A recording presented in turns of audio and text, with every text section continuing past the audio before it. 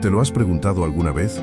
¿Cómo es posible que el imperio más poderoso de la historia, una civilización que construyó acueductos que aún hoy funcionan y carreteras que conectaron el mundo conocido, un gigante que dominó 5 millones de kilómetros cuadrados y perduró por más de 1000 años, terminara de rodillas, saqueado y humillado por tribus a las que llamaban bárbaros? La historia de Roma es la historia del poder absoluto, pero también es la historia de su propia fragilidad. Y esa fragilidad tiene nombres y apellidos. En este vídeo no vamos a hacer solo una lista de nombres. Vamos a emprender un viaje para conocer a las 10 figuras, a los 10 pueblos que se atrevieron a mirar al coloso a los ojos y no parpadearon. No solo descubrirás quiénes fueron sus mayores enemigos, sino cómo lograron desafiar a un imperio que parecía invencible. Verás que no todos eran salvajes con hachas, algunos eran genios militares, otros eran reyes de imperios rivales, y algunos nacieron dentro de la propia Roma. Así que quédate, porque al final de esta hora entenderás las grietas que provocaron el mayor derrumbe de la historia y conocerás las historias de rebelión, estrategia y venganza que le dieron forma a nuestro mundo. Primero, entendamos al gigante. Roma no era solo un ejército, era una máquina casi perfecta de conquista y asimilación. Sus legiones eran el martillo, disciplinadas, letales y con una capacidad de ingeniería que les permitía construir fortalezas y puentes en tiempo récord. Pero su verdadero poder, su pegamento, era su cultura. Ofrecían ciudadanía, construían ciudades con teatros y acueductos allá donde iban, e imponían un sistema de leyes que traía orden al caos. Romanizar no era solo conquistar, era transformar. Para muchos, ser parte de Roma era mejor que luchar contra ella. Era en apariencia invencible. Pero aquí está la clave. El secreto de su caída.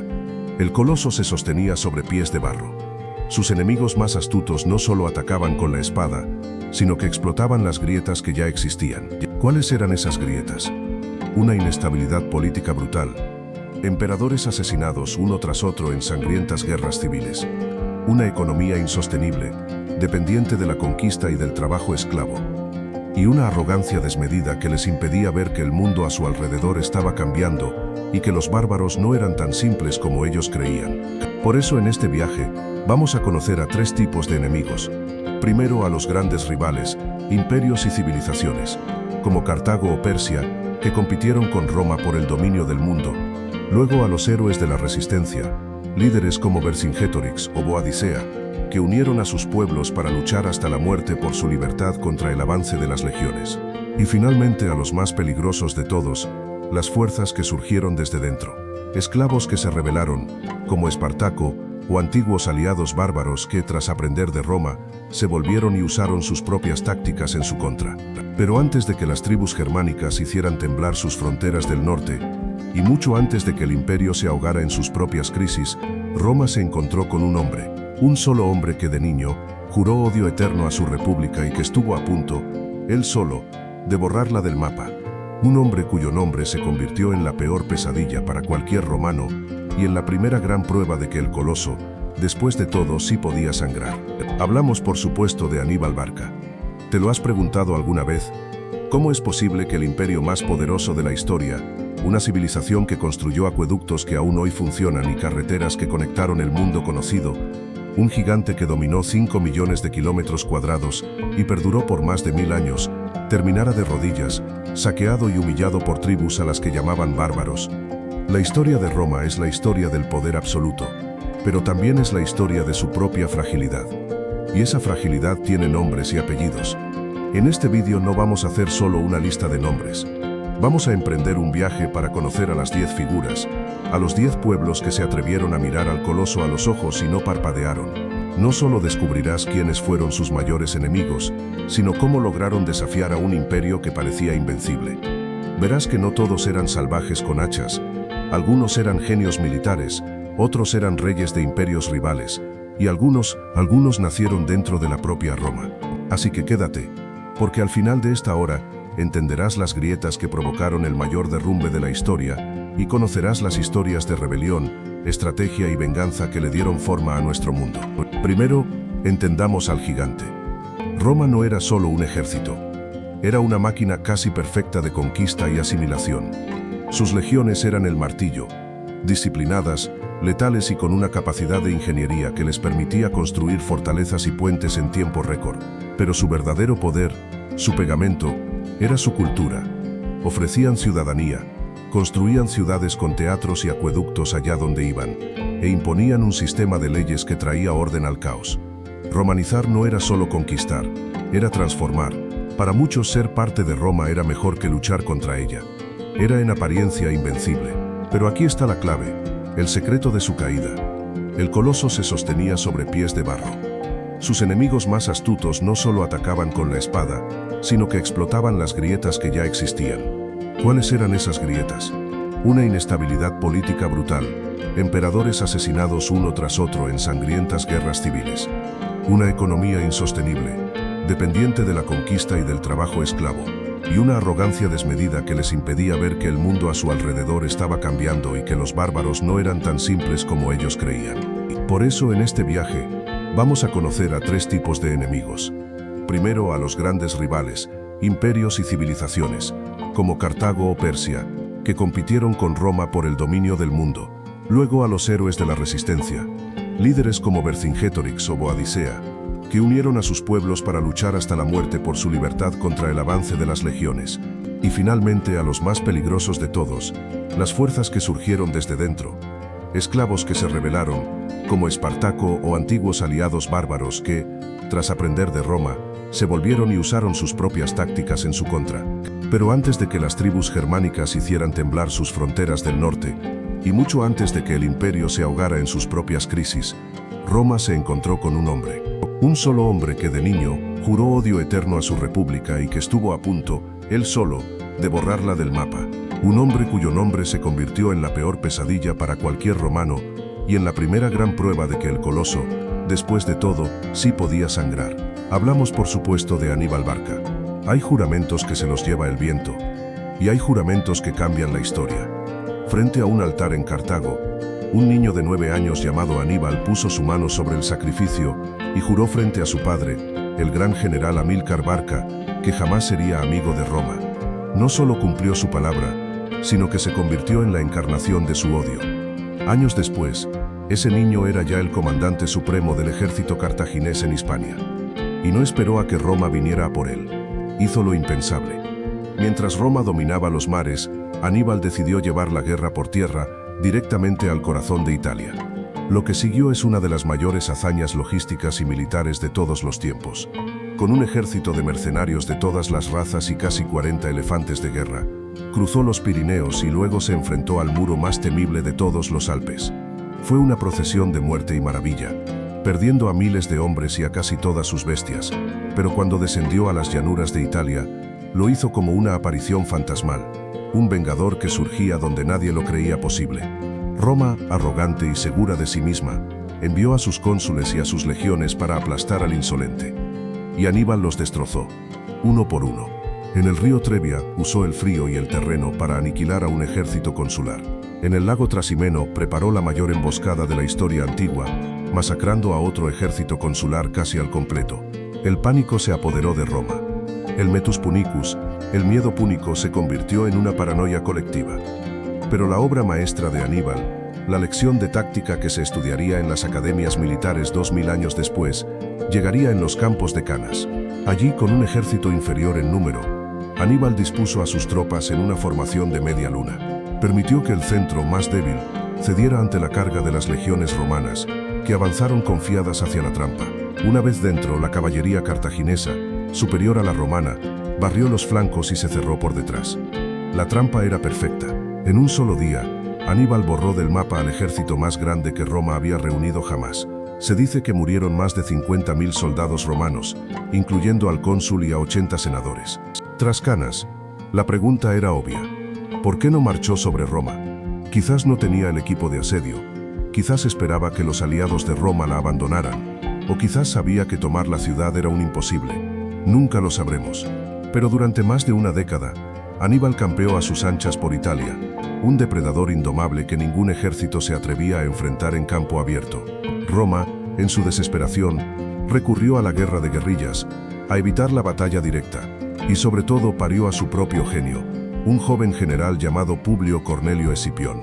Escipión había estudiado cada movimiento de Aníbal, y en lugar de enfrentarlo en Italia, Llevó la guerra a Hispania y luego a la propia África, obligando a Aníbal a volver a casa para defender Cartago. El duelo final tuvo lugar en Zama, el maestro contra el alumno. Esta vez fue Escipión quien superó a Aníbal en táctica, neutralizando a sus elefantes y destrozando a su ejército. Aníbal lo había perdido todo. Aunque fue derrotado, su legado es inmenso. No destruyó Roma, pero la obligó a cambiar para siempre. La empujó a crear un ejército profesional, a forjar un imperio global para que nadie, nunca más pudiera llevar la guerra a sus puertas. Aníbal fue la pesadilla que despertó al monstruo. Pero si Aníbal fue el gran rival externo que casi aniquila a la República, el siguiente gran desafío de Roma vendría de un lugar que creían ya sometido, de un pueblo de guerreros orgullosos que encontrarían en un solo hombre la voluntad para unirse y luchar por su alma en las frías y boscosas tierras de la Galia. A mediados del siglo I a.C., la Galia era un mosaico de tribus celtas, tan feroces en la batalla como desunidas entre sí. Y un hombre vio en esa división su oportunidad, Cayo Julio César. Con la excusa de proteger las fronteras de Roma, César se lanzó a una campaña de conquista personal, una guerra brutal que le daría riqueza, poder y la lealtad de sus legiones. Durante años ninguna tribu pudo hacerle frente. Se odiaban más entre ellas que a los romanos. Hasta que apareció él. Vercingetorix, un joven noble de la tribu de los arvernos, logró lo imposible. Recorrió la Galia no como un rey, sino como un líder carismático, y con una oratoria encendida convenció a sus enemigos históricos de que su único futuro era la unidad o la esclavitud. Por primera vez, las tribus galas dejaron de luchar entre sí y se unieron bajo un solo estandarte, con un solo objetivo: expulsar a César de sus tierras. La estrategia de Vercingetorix fue tan brillante como cruel. Sabía que no podía derrotar a las disciplinadas legiones en una batalla campal, así que decidió matar de hambre a la bestia. Inició una política de tierra quemada, quemar sus propias aldeas, sus propios graneros y sus propias cosechas para que el ejército de César no tuviera dónde avituallarse. Fue una decisión terrible que supuso un sacrificio inmenso para su propio pueblo, pero empezó a funcionar. Las legiones por primera vez pasaban hambre y sufrían. El enfrentamiento final, el todo o nada, llegó en la ciudad fortificada de Alesia. Vercingetorix y su ejército principal se refugiaron allí, esperando que César se estrellara contra sus muros. Pero César no atacó. Hizo algo mucho más romano, algo demencial. Ordenó a sus legiones construir una gigantesca línea de fortificaciones alrededor de toda la ciudad. 11 millas de muros, torres y trampas para encerrar a Vercingetorix. Los cazadores se habían convertido en la presa. La situación se volvió aún más épica cuando llegó la noticia que Vercingetorix esperaba. Un gigantesco ejército de auxilio galo, con más de 200.000 guerreros, venía a liberarlos. Ahora era César quien estaba atrapado. Tenía al ejército de Vercingetorix dentro de su cerco, y a un ejército aún mayor atacándole desde fuera. La solución de César fue la obra de un genio militar enloquecido. Ordenó construir una segunda línea de murallas, esta vez mirando hacia afuera, para defenderse del ejército de rescate. Durante días las legiones romanas lucharon en dos frentes, contra los que intentaban salir de Alesia y contra los que intentaban entrar. Fue una de las batallas más complejas y desesperadas de la antigüedad. Al final, la disciplina y la ingeniería romana se impusieron. El ejército de auxilio fue derrotado y la esperanza se extinguió. Dentro de Alesia, con su gente muriendo de hambre, Vercingetorix tomó la última decisión que le quedaba como líder. Para salvar la vida de los supervivientes se rindió. La escena es legendaria. Se dice que se vistió con su mejor armadura, montó en su caballo de guerra y cabalgó solo hasta el campamento de César. Allí arrojó sus armas a los pies de su conquistador en silencio. No hubo piedad. César lo mantuvo encadenado durante 6 años para finalmente exhibirlo en su desfile triunfal en Roma, y después estrangularlo en una oscura mazmorra. César había conquistado la Galia, pero el fantasma de Vercingetorix se convirtió en un símbolo eterno, el de un pueblo que, aunque tarde, se unió para luchar por su libertad hasta el final. Roma aprendió que podía someter a un pueblo, pero no necesariamente su espíritu. Sin embargo, su siguiente gran desastre no vendría de un enemigo al que veían venir, sino de un hombre al que consideraban uno de los suyos. Un príncipe germano educado en Roma, que conocía las tácticas de las legiones porque había luchado junto a ellas, antes de orquestar la más infame de las traiciones. Para entender la magnitud del desastre de Teutoburgo, primero hay que entender qué significaba Germania para un romano. No era un país, no era un imperio rival como Cartago. Era el fin del mundo conocido, una mancha oscura y aterradora en el borde del mapa. La Galia, con sus campos y sus ciudades, había sido un premio comprensible, un lugar que podía ser civilizado, que podía ser Roma. Pero Germania era otra cosa. Era un océano interminable de bosques primigenios, tan densos y oscuros que la luz del sol apenas penetraba hasta el suelo. Era una tierra de pantanos fétidos que podían tragarse a un hombre a caballo, de ríos impredecibles que crecían sin aviso y de inviernos tan brutales que congelaban el alma. Para la mente ordenada y lógica de un romano, Germania era la encarnación misma del caos. Las tribus que la habitaban eran un reflejo de su tierra, feroces, indomables, impredecibles. A diferencia de los galos, no construían grandes ciudades amuralladas. Su sociedad se articulaba en torno a la aldea, el clan y, sobre todo, la lealtad a un jefe de guerra. Su mayor virtud era el valor en combate, su mayor anhelo, la libertad. El historiador Tácito los describiría con una mezcla de desprecio y admiración, destacando su pelo rojizo, sus cuerpos imponentes y sus ojos de un azul desafiante. Eran, en definitiva, la antítesis del ciudadano romano. Tras décadas de sangrientas guerras civiles que habían culminado con el ascenso de Augusto como primer emperador, Roma anhelaba paz y estabilidad. La nueva estrategia imperial era consolidar las fronteras, crear un perímetro seguro para el vasto imperio. En Europa esa frontera natural era el río Rin, pero la mente ambiciosa de Augusto y la de sus generales miraba más allá. El objetivo estratégico se fijó en el siguiente gran río al este, el Elba. Conquistar el territorio entre el Rin y el Elba crearía la nueva y flamante provincia de Germania Magna. Sería el triunfo definitivo, la domesticación de lo salvaje, la última gran conquista que aseguraría la paz de Roma por los siglos de los siglos. Las campañas iniciales, lideradas por Druso y luego por Tiberio, fueron exitosas. Tribu tras tribu fue sometida, se establecieron fuertes y campamentos de verano, y parecía que, una vez más, la máquina de guerra y administración romana estaba destinada a triunfar. En el año 9 después de Cristo, la tarea de gobernar este territorio a medio pacificar recayó en un hombre llamado Publio Quintilio Varo. Varo no era un general de la talla de César o Escipión. Era ante todo un político, un burócrata. Había sido gobernador de Siria, una provincia inmensamente rica y sofisticada, donde se había hecho famoso por su habilidad para recaudar impuestos y por su vida lujosa. Era un hombre que personificaba la arrogancia de un imperio en la cima de su poder. Veía a los germanos no como guerreros formidables, sino como simples bárbaros a los que había que imponer la ley, el censo y sobre todo los tributos romanos. Subestimó por completo la tierra que pisaba y el carácter de la gente a la que gobernaba. Creía que la conquista militar ya estaba hecha y que solo quedaba el papeleo. Fue esta complacencia, esta ceguera imperial, la que lo condujo directamente al corazón de la trampa. Y en el centro de esa trampa, sonriendo y aconsejándole en un perfecto latín, se encontraba el arquitecto de su perdición, un joven príncipe germano llamado Arminio. La historia de Arminio es la tragedia de un hombre atrapado entre dos mundos. Nacido como hijo de un importante jefe de la tribu de los queruscos, fue entregado a Roma como rehén en su juventud, una práctica común para asegurar la lealtad de las tribus sometidas. Pero para Roma, un rehén noble no era un prisionero, era una inversión. Arminio fue llevado a la capital del mundo, donde recibió una esmerada educación romana, aprendió a hablar latín sin acento, estudió las leyes y la cultura, y lo más importante, fue instruido en el arte de la guerra romano.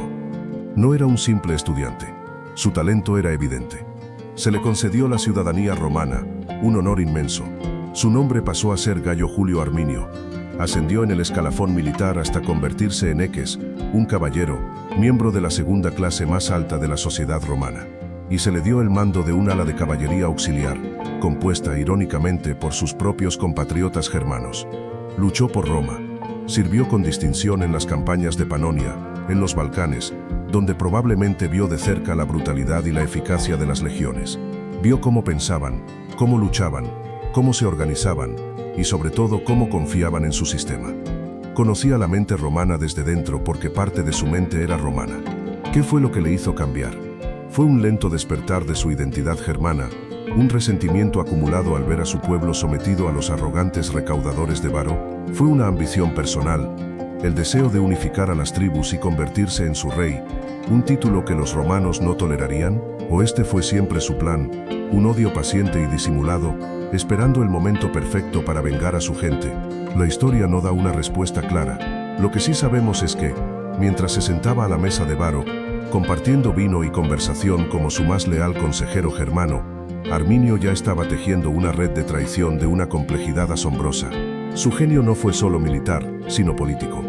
Viajó en secreto por los bosques, reuniéndose con los jefes de tribus que durante generaciones se habían masacrado entre sí. Los queruscos, los marsos, los brúcteros, todos desconfiaban unos de otros tanto como de Roma. Pero Arminio les habló con dos voces. A unos les recordó su orgullo guerrero, la humillación de pagar impuestos a un gobernador lejano. A otros les advirtió que la paz romana era solo el primer paso hacia la esclavitud cultural, que sus hijos olvidarían a sus dioses y sus tradiciones. Unificó a los desunidos con un pegamento universal, el odio a un enemigo común. Creó una conspiración a espaldas del hombre que lo consideraba su amigo y su más valioso activo local. Hubo voces que intentaron advertir a Varo, principalmente la de Segestes, otro poderoso jefe querusco y, para complicar más la trama, el suegro de Arminio. Segestes era un firme partidario de Roma y despreciaba a su yerno, a quien consideraba un advenedizo peligroso. En repetidas ocasiones, incluso en la víspera de la fatídica marcha, Segestes advirtió a Varo, le suplicó que arrestara a Arminio y a los demás jefes conspiradores, asegurándole que todo era una farsa. Pero Varo no le escuchó. Para él todo aquello no eran más que las rencillas y envidias típicas de los bárbaros. ¿Cómo iba a creer a un viejo resentido por encima de su joven y brillante protegido, el ciudadano romano Gayo Julio Arminio, que había demostrado su lealtad con sangre en los campos de batalla del imperio? La confianza de Varo en Arminio era absoluta. Y esa confianza fue su sentencia de muerte. El plan de Arminio se ejecutó con la precisión de un relojero.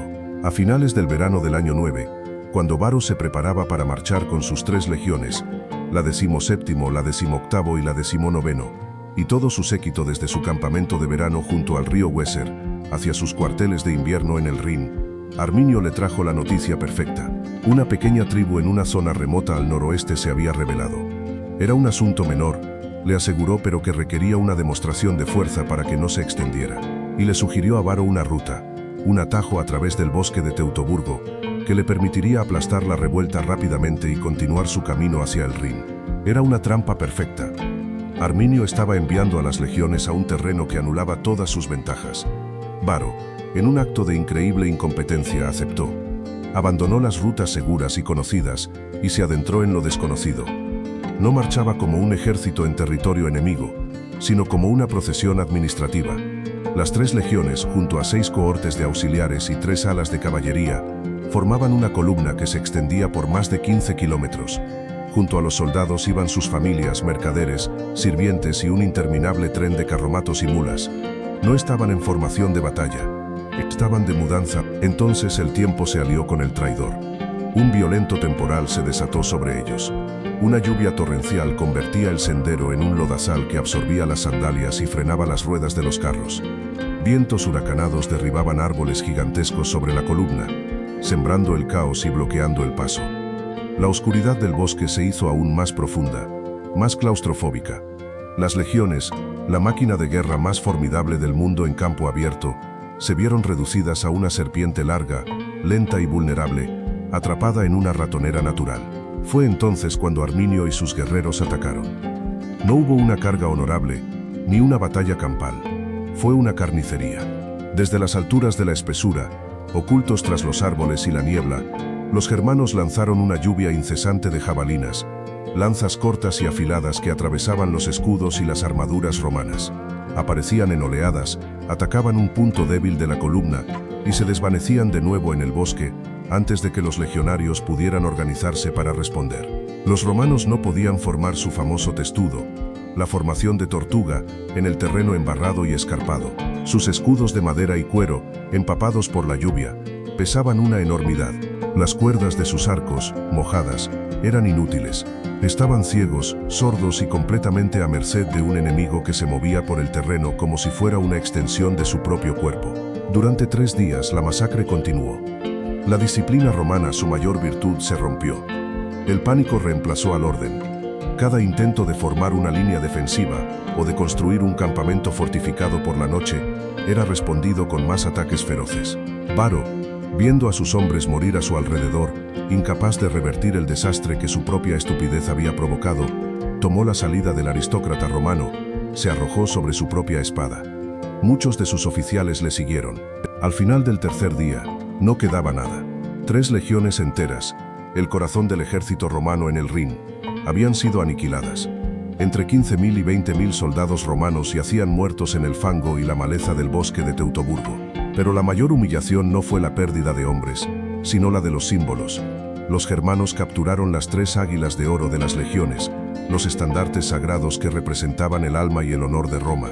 Para el imperio era una catástrofe militar y una profanación religiosa de proporciones inimaginables. La noticia del desastre tardó en llegar a Roma, pero cuando lo hizo provocó una conmoción de la que el imperio nunca se recuperaría del todo. Se cuenta que el anciano emperador Augusto, presa de la desesperación, vagaba por los pasillos de su palacio, golpeándose la cabeza contra los muros y gritando una y otra vez la misma frase: Quintilio Varo, devuélveme mis legiones. Las consecuencias de la victoria de Arminio fueron profundas y duraderas. Roma lanzó varias campañas de castigo en los años siguientes, lideradas por el brillante general germánico, que recuperó 2 de las 3 águilas perdidas e infligió duras derrotas a Arminio. Pero nunca intentó de nuevo la conquista. El sueño de la provincia de Germania Magna murió en aquel bosque. El Rin se consolidó como la frontera definitiva del imperio en el norte. La victoria de Arminio no solo salvó a las tribus germánicas de la romanización, sino que trazó una línea cultural que perdura hasta nuestros días, separando la Europa latina de la germánica.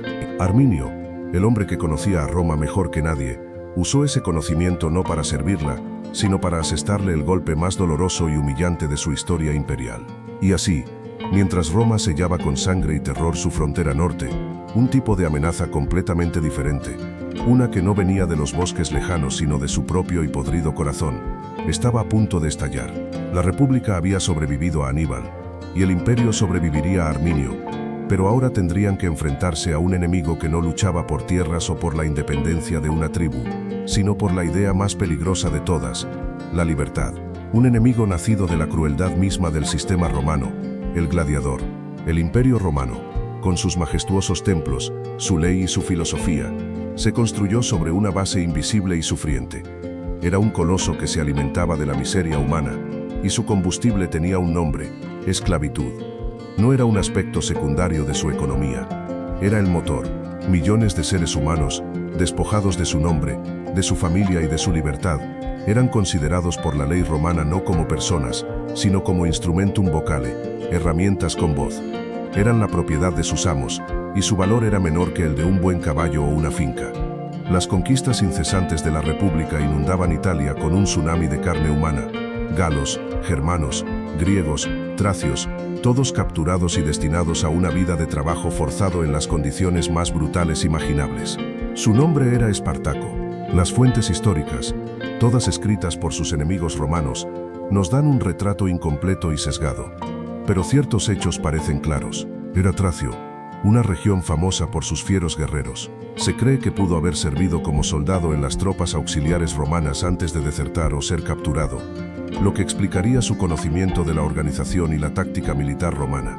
Por un giro del destino, acabó en la escuela de gladiadores de un empresario llamado Lentulo Batiato.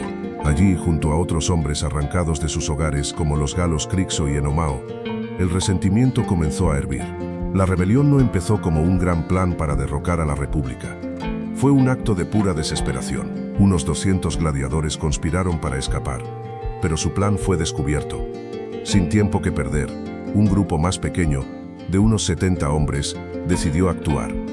Armados con cuchillos de cocina, espetones y cualquier cosa que pudieran arrancar de las despensas del ludus, se abrieron paso a la fuerza, matando a sus guardias.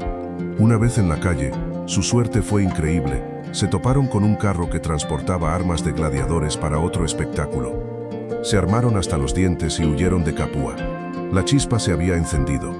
Los 70 fugitivos encontraron refugio en un lugar estratégico e improbable: las laderas del volcán Vesubio, que en aquel entonces no se consideraba activo y estaba cubierto de viñedos y vegetación silvestre.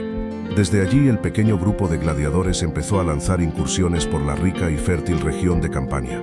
Y entonces ocurrió algo que transformó una simple fuga en una guerra. La noticia de su éxito se extendió como la pólvora entre la población esclava. De todos los rincones, de todas las granjas y villas, otros esclavos empezaron a huir para unirse a ellos. Pastores, campesinos, herreros, una marea de desposeídos, hombres y mujeres, acudió a la llamada de la libertad, viendo en Espartaco un faro de esperanza. El desafío para Espartaco era monumental. Tenía a su cargo no un ejército, sino una turba desesperada, sin disciplina, mal armada y compuesta por gentes de distintas nacionalidades que apenas podían entenderse entre sí. Pero fue aquí donde su genio brilló. Utilizando sus conocimientos militares, comenzó a organizar a esta masa humana. Los gladiadores actuaron como oficiales, imponiendo una disciplina básica y entrenando a los recién llegados. Se estableció una rudimentaria cadena de mando y un sistema para repartir el botín de forma equitativa. Convirtió a una multitud en la semilla de un ejército. Mientras tanto, en Roma, la reacción inicial fue de un desdén casi cómico.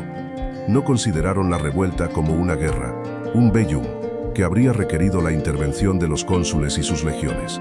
Lo trataron como un mero problema de orden público, un latrocinium, un brote de bandidaje que podía ser sofocado por fuerzas menores.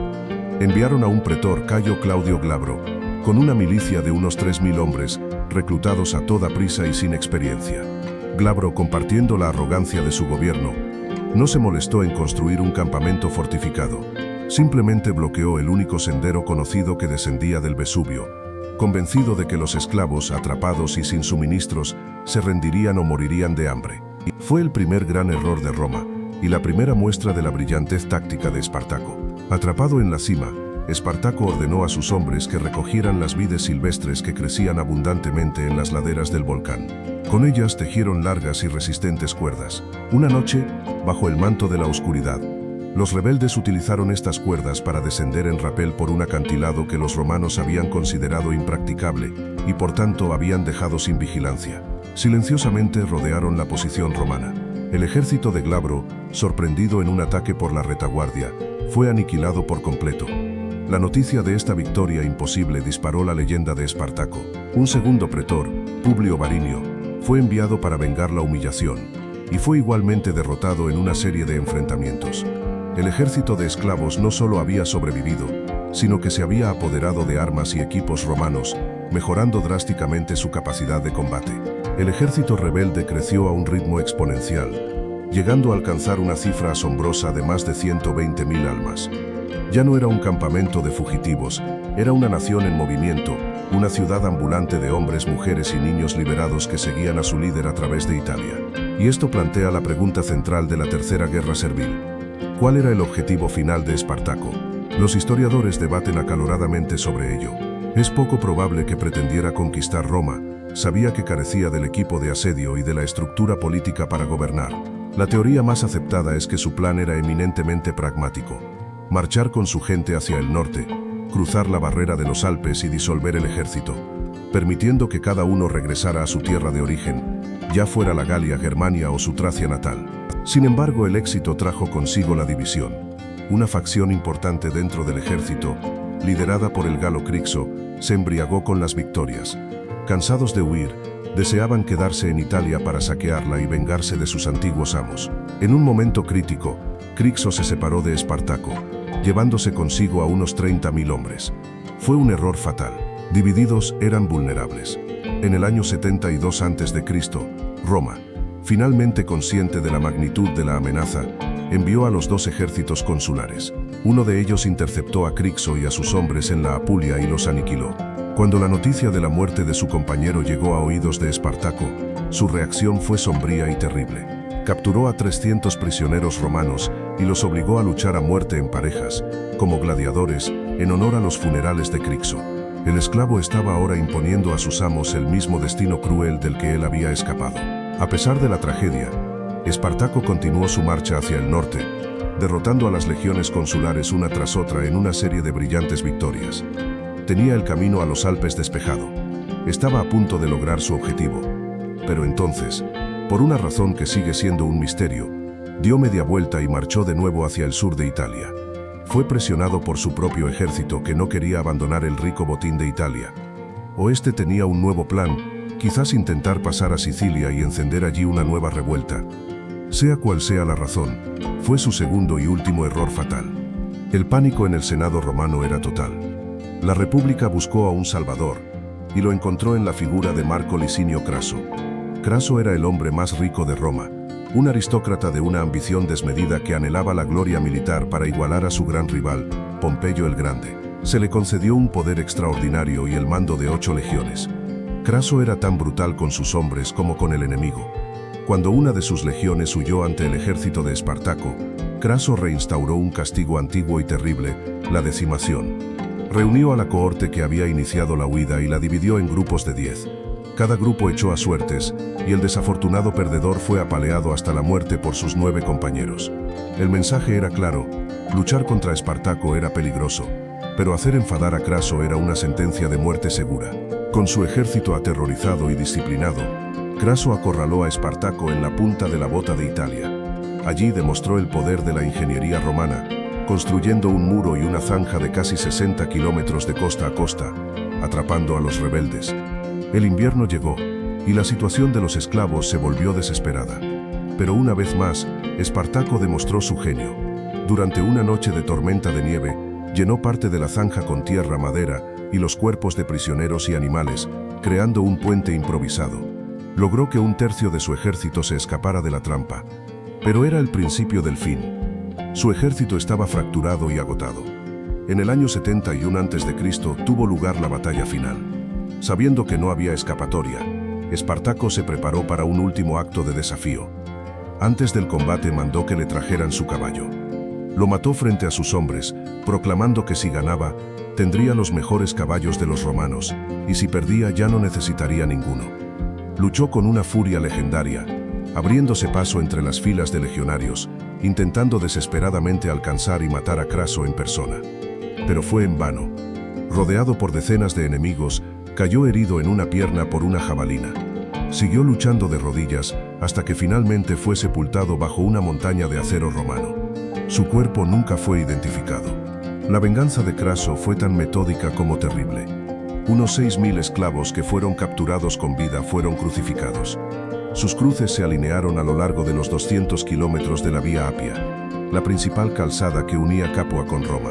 Durante semanas los viajeros vieron el horrendo espectáculo de cuerpos pudriéndose, un mensaje brutal y silencioso para cualquier otro esclavo que soñara con la libertad.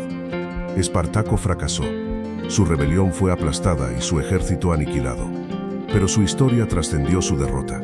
Se convirtió en un símbolo imperecedero. La prueba de que incluso en la más absoluta de las miserias, el espíritu humano puede levantarse y desafiar al poder más grande de la tierra. No era un rey ni un general luchando por un imperio, sino un esclavo luchando por la dignidad. Y esa idea era a largo plazo más peligrosa para Roma que cualquier ejército enemigo. Habiendo sofocado el cáncer que crecía en sus entrañas, la atención de Roma se volvió de nuevo hacia sus fronteras lejanas.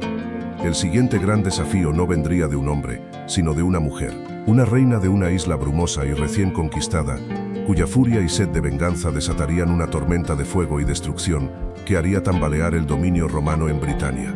A mediados del siglo I después de Cristo, la isla de Britania era para Roma la última frontera, el borde húmedo y neblinoso del mundo civilizado. Conquistada apenas una generación antes bajo el mandato del emperador Claudio, era una provincia inquieta, un mosaico de colinas verdes, bosques impenetrables y tribus celtas ferozmente independientes que aún no se habían resignado a su nuevo destino. La pacificación estaba lejos de ser completa, y la presencia romana era una mezcla precaria de fortalezas militares, nuevas colonias y una red de alianzas con los líderes locales. La estrategia romana en estas nuevas y volátiles provincias era a menudo la del reino cliente. Permitían a un rey local mantener su trono, su título y una apariencia de autonomía. A cambio, este rey debía jurar lealtad a Roma, pagar tributos, mantener la paz en su región y fundamentalmente actuar como un estado tapón entre los territorios ya romanizados y las tribus aún hostiles. Era un sistema que funcionaba, pero que a menudo era el preludio de una anexión total. En la región que hoy conocemos como Norfolk, en el este de Inglaterra, gobernaba uno de estos reyes clientes, Prasutago, líder de la tribu de los Icenos. Bajo la protección de Roma, Prasutago había gobernado durante mucho tiempo, acumulando una riqueza considerable y manteniendo a su pueblo en una paz relativa. Pero esta paz dependía de la buena voluntad de dos hombres, un rey local que conocía el poder de Roma y un emperador en una ciudad lejana. Cuando uno de los dos moría, el acuerdo se tambaleaba. Al sentir que su fin se acercaba, Prasutago redactó un testamento en un intento desesperado por proteger a su familia y a su pueblo. Empleando una táctica común entre los reyes clientes, nombró como coherederos de su reino y de su vasta fortuna al emperador romano, que en ese momento era el infame Nerón, y a sus propias dos hijas. Su lógica era simple. Al entregar la mitad de su riqueza al emperador, esperaba que Nerón se diera por satisfecho y permitiera a su familia gobernar la otra mitad, preservando así la autonomía de los icenos. Fue un cálculo razonable, pero no contó con la avaricia y la brutalidad de los hombres que representaban a Roma sobre el terreno. Tras la muerte del rey, el procurador romano local, un hombre llamado Cato Deciano, ignoró por completo los términos del testamento. Para él, la muerte del rey cliente significaba una cosa: el reino entero, con todas sus tierras y riquezas, era ahora propiedad de Roma. Equipos de centuriones y recaudadores descendieron sobre las tierras de los icenos como una plaga de langostas. Se apoderaron de las propiedades de los nobles, confiscaron las tierras y comenzaron a tratar a los icenos no como aliados, sino como esclavos en un territorio conquistado. La humillación fue sistemática, pero culminó en un acto de una crueldad tan personal y tan atroz que encendió la llama de la rebelión. La reina viuda, Boadicea, protestó por el ultraje. Como respuesta a su audacia, los oficiales romanos ordenaron que fuera desnudada y azotada públicamente como una esclava cualquiera. Pero la depravación no terminó ahí. Para aniquilar por completo el linaje real y demostrar un poder absoluto, sus dos hijas adolescentes fueron violadas por soldados romanos. Este acto fue un error de cálculo catastrófico. No solo fue una agresión a la familia real, sino una profanación del honor de toda la tribu. En un instante, los romanos transformaron una disputa política y financiera en una ofensa de sangre, personal e imperdonable. Despertaron la furia de una reina, una madre y una guerrera. La figura de Boadicea, descrita por el historiador romano Dion Casio, era imponente. Era muy alta, de aspecto aterrador, con una mirada penetrante y una voz áspera y profunda. Una gran masa de cabello rojizo le caía por debajo de la cintura. Se convirtió en la encarnación viviente de la venganza. Su humillación personal se convirtió en el grito de guerra que unió a su pueblo. Pero su furia resonó más allá de las fronteras de los icenos. Tribus vecinas, como los Trinovantes, se unieron a su causa. Ellos también tenían sus propias y profundas quejas. La primera colonia romana en Britania, Camulodunum, la actual Colchester, se había construido sobre sus tierras confiscadas, y se veían obligados a financiar la construcción de un opulento y odiado templo dedicado al edificado emperador Claudio, a quien consideraban su principal opresor. La rebelión no pudo haber estallado en un momento más oportuno. El gobernador de Britania, Cayo Suetonio Paulino, un general competente y experimentado, se encontraba en el extremo opuesto de su jurisdicción. Estaba liderando una campaña militar en la isla de Mona, actual Anglesey en Gales, un lugar remoto que era el centro neurálgico de la religión druídica, a la que Roma consideraba una fuente de constante agitación y resistencia. Con Suetonio y el grueso del ejército romano, incluyendo a la temible legión XIV Gemina, enfrascados en la aniquilación de los druidas, el sudeste de Britania había quedado peligrosamente desprotegido. Con los ejércitos de Roma lejos, la tormenta de Boadicea se desató. Su primer objetivo fue el símbolo de la opresión romana, la colonia de Camulodunum. La ciudad era un asentamiento de veteranos legionarios, arrogantes y complacientes, y carecía de murallas defensivas. El ejército de Boadicea, que había crecido hasta convertirse en una horda de decenas de miles de guerreros sedientos de sangre, cayó sobre la ciudad y la barrió con fuego y acero. No hubo piedad. Los habitantes fueron masacrados sin distinción de edad o sexo. Un pequeño grupo de romanos logró refugiarse en el gran templo de Claudio, donde resistieron durante 2 días antes de ser arrollados y exterminados. La ciudad entera fue reducida a cenizas. Al enterarse de la catástrofe, la Legión Noveno Hispana, estacionada a cierta distancia, marchó al rescate. Su comandante Quinto Petilio Cerial subestimó la escala de la rebelión. Su infantería fue emboscada en campo abierto y aniquilada por completo. Solo Cerial y su caballería lograron escapar y refugiarse en su fuerte. La noticia fue devastadora para los romanos. Un ejército tribal había destruido una legión romana. Suetonio Paulino, al recibir las terribles noticias, reaccionó con una celeridad impresionante. Dejando guarniciones en Mona, marchó con su infantería a través del territorio hostil, en un intento desesperado por llegar antes que los rebeldes a la siguiente gran ciudad en su camino, Londinium, Londres. Londinium no era una colonia militar, sino un próspero centro comercial, lleno de mercaderes, ciudadanos romanos y britanos prorromanos. Pero cuando Suetonio llegó, evaluó la situación y tomó una decisión militarmente correcta, pero humanamente terrible. La ciudad era indefendible con las pocas fuerzas que tenía. Para salvar a su ejército, el único capaz de detener a Boadicea tuvo que abandonar Londinium a su suerte. La ciudad fue saqueada, quemada y sus habitantes masacrados con la misma furia que los de Camulodunum. Lo mismo ocurrió poco después en Verulamium St. Albans. Tácito estima que entre 70.000 y 80.000 personas fueron asesinadas. No fue una guerra de conquista, fue un genocidio. La arqueología moderna confirma la historia. En Londres, Colchester y St. Albans existe una distintiva capa de ceniza roja y espesa en el estrato del siglo I, conocida como la capa de fuego de Boadicea. Finalmente Suetonio logró reunir a sus fuerzas. Contaba con la Legión XIV, parte de la 20ª y las tropas auxiliares que pudo encontrar. En total, apenas unos 10.000 hombres. Enfrente, un ejército tribal de más de 100.000 guerreros. Suetonio sabía que no podía ganar en una batalla abierta, así que eligió el terreno con sumo cuidado.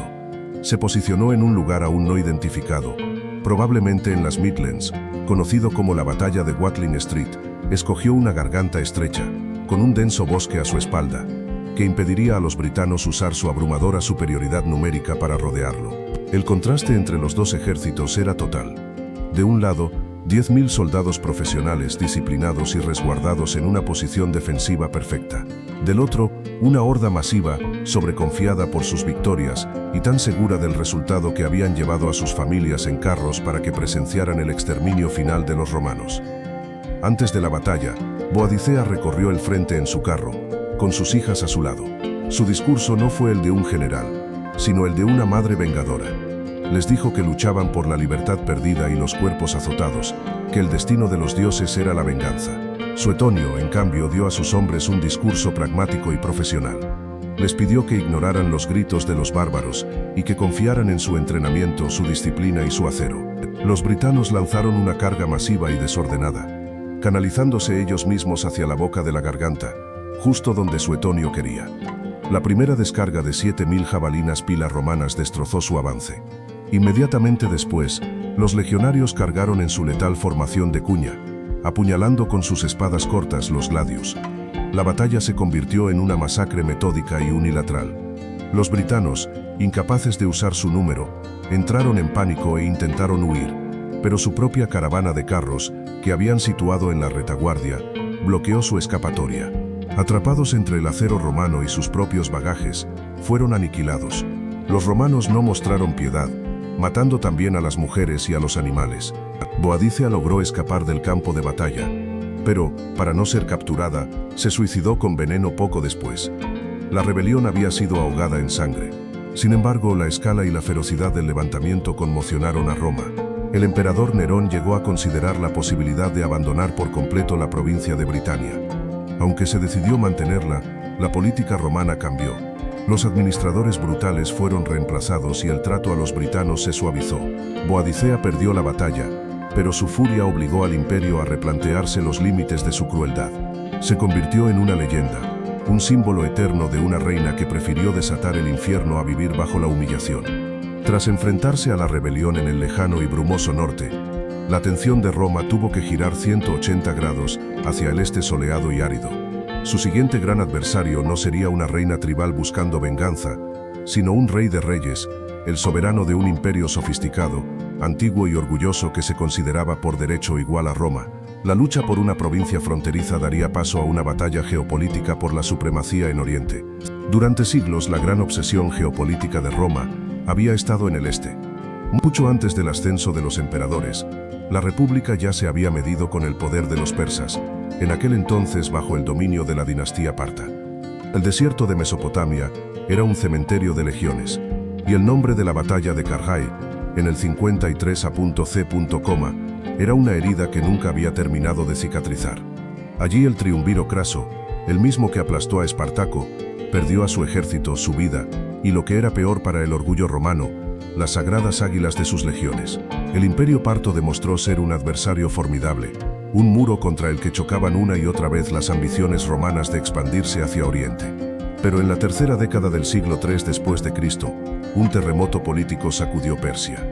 Los partos fueron derrocados y una nueva dinastía, la sasánida, tomó el poder. Este cambio de régimen fue una noticia terrible para Roma. Los sasánidas eran mucho más peligrosos que sus predecesores. Eran más centralizados, más agresivos y estaban impulsados por un fervoroso renacimiento religioso y nacionalista zoroastriano. Se veían a sí mismos no como meros reyes, sino como los herederos legítimos del gran imperio aqueménida de Ciro y Darío, y su objetivo declarado era restaurar aquel antiguo imperio a su máxima gloria. Esto significaba reclamar todas las tierras que una vez fueron persas, incluyendo las ricas provincias romanas de Siria, Anatolia y Egipto. Su rey no era un simple bárbaro, era el Shahanshah, el rey de reyes, y el segundo de estos reyes, Sapor I, era un hombre de una capacidad y una ambición extraordinarias. Heredó de su padre un imperio revitalizado, y estaba decidido a desafiar el dominio de Roma. Y lo hizo en el momento de mayor debilidad de su adversario. A mediados del siglo III, Roma no era el imperio confiado y estable de épocas pasadas. Se estaba desangrando en un periodo de anarquía conocido como la crisis del tercer siglo. Era una tormenta perfecta de catástrofes. El imperio se veía desgarrado por incesantes guerras civiles, con generales siendo proclamados emperadores por sus tropas para ser asesinados a los pocos meses, en un carrusel de violencia y traición. La economía se había colapsado, la moneda de plata se había devaluado hasta no valer casi nada, y una terrible plaga, conocida como la plaga de Cipriano, diezmaba a la población. Mientras tanto, las fronteras del Danubio y del Rin estaban siendo asaltadas por nuevas y masivas confederaciones de tribus germánicas como los godos y los alamanes. Roma era un gigante enfermo, febril y acosado por chacales desde todas las direcciones. Y fue entonces, mientras el gigante estaba de rodillas, cuando Sapor I decidió atacar. Las campañas de Sapor en la década de los 250 fueron de una eficacia devastadora. No se limitó a incursiones fronterizas, lanzó invasiones a gran escala. Tomó y saqueó ciudades romanas fortificadas, como la estratégica Dura Europos en el río Éufrates, cuya caída fue tan brutal que la ciudad nunca fue rehabitada. En el año 253, en la batalla de Barbalisos, aniquiló a un ejército romano de 60.000 hombres. Esta victoria le abrió las puertas de Siria, permitiéndole hacer algo que había sido impensable durante generaciones: tomar y saquear Antioquía, la capital del Oriente Romano y la tercera ciudad más grande de todo el imperio. El golpe al prestigio y la moral de Roma fue incalculable. En medio de este caos, un anciano senador llamado Valeriano ascendió al trono imperial. Decidido a restaurar el orden, comprendió que debía enfrentarse personalmente a la amenaza persa. Reunió un enorme ejército de campaña, compuesto por unas 12 legiones y sus tropas auxiliares, sumando más de 70.000 hombres, y marchó hacia el este para poner fin, de una vez por todas, a la insolencia de Sapor. El enfrentamiento final tuvo lugar en el año 260, en los alrededores de la ciudad de Edesa, en la actual Turquía. El gran ejército de Valeriano, aunque numeroso, se encontraba debilitado por el brote de peste que se había extendido entre sus filas. Sapor, un estratega astuto, evitó una batalla campal a gran escala.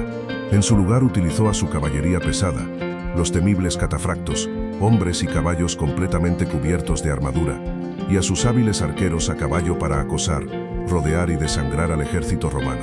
Las legiones, incapaces de forzar una batalla decisiva y con sus líneas de suministro cortadas, quedaron atrapadas en una posición insostenible. Viendo la situación desesperada, Valeriano intentó negociar. Aceptó acudir a un encuentro personal con Sapor para discutir los términos de una tregua. Fue una trampa. En circunstancias que aún hoy son inciertas, el emperador romano fue capturado por los persas.